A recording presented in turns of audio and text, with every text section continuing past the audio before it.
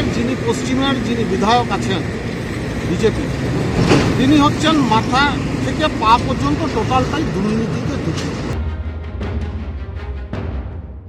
বিধানসভা নির্বাচন যত এগিয়ে আসছে ততই প্রকাশ্যে আসছে পদ্ম শিবিরের অন্তর্দ্বন্দ্ব, আর সেই উত্তেজনার কেন্দ্রবিন্দুতেই দুর্গাপুর।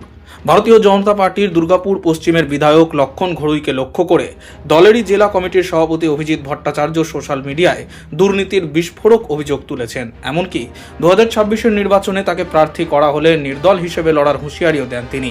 যদিও বিধায়ক এ বিষয়ে মুখ খোলেননি, জেলা নেতৃত্বের একাংশ পাল্টা অভিযোগ তুলেছে এই মন্তব্যের পেছনে অন্য রাজনৈতিক যোগ রয়েছে।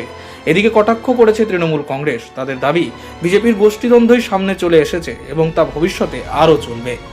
আমার ভারতীয় জনতা পার্টি, তার স্লোগান হচ্ছে বর্তমানে পশ্চিমবাংলার দুর্নীতিমুক্ত আমরা পশ্চিমবঙ্গ গঠন করব। সেখানে দাঁড়িয়ে এই দুর্গাপুরে আমি মনে করি, বা আমার মতন অনেকেই মনে করছেন এখন, যে এই দুর্গাপুরের যিনি পশ্চিমের যিনি বিধায়ক আছেন বিজেপি, তিনি হচ্ছেন মাথা থেকে পা পর্যন্ত টোটালটাই দুর্নীতিতে যুক্ত। উনি যদি আবার মনোনীত হন তাহলে ওনার বিরুদ্ধে আমি নির্দল প্রার্থী হিসাবে আমি প্রতিদ্বন্দ্বিতা করব এবং আমি জিতব, তৃণমূলকে তৃতীয় স্থানে নিয়ে যাব। এটা হচ্ছে আমার প্রথম।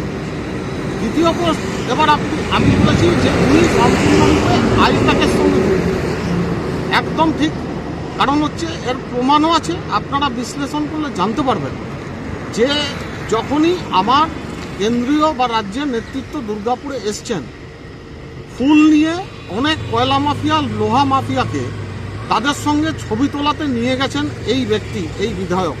দেখুন, এটা নিয়ে তো আর কিছু বলার থাকে না, কারণ উনি হয়তো জানেন, যিনি বলছেন তিনি তো দলেরই লোক, বিজেপি দলের লোক, তিনি তো কিছু খোঁজখবর পেয়েছেন। তো আমি এটাকে বলবো, এটা সম্পূর্ণ তাদের আভ্যন্তরীণ ব্যাপার। লক্ষণ ঘড়ুই দাঁড়াবেন না কে দাঁড়াবেন সেটা বিজেপি ঠিক করবে। সুতরাং সেখানে আমরা কিছু যায় আসে না আমাদের। আমরা এটা বলতে পারি যে যিনি দাঁড়াবেন তিনি কিন্তু অনেক ভোটে এবারে হারবেন।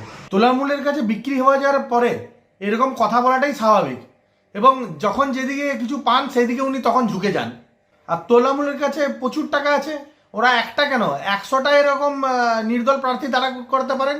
কিন্তু পশ্চিমবঙ্গে আগামী এই 2026-এর ইলেকশনে ভারতীয় জনতা পার্টির সরকার তৈরি হবেই, আর দুর্গাপুরে পদ্ম ফুল আবার ফুটবে।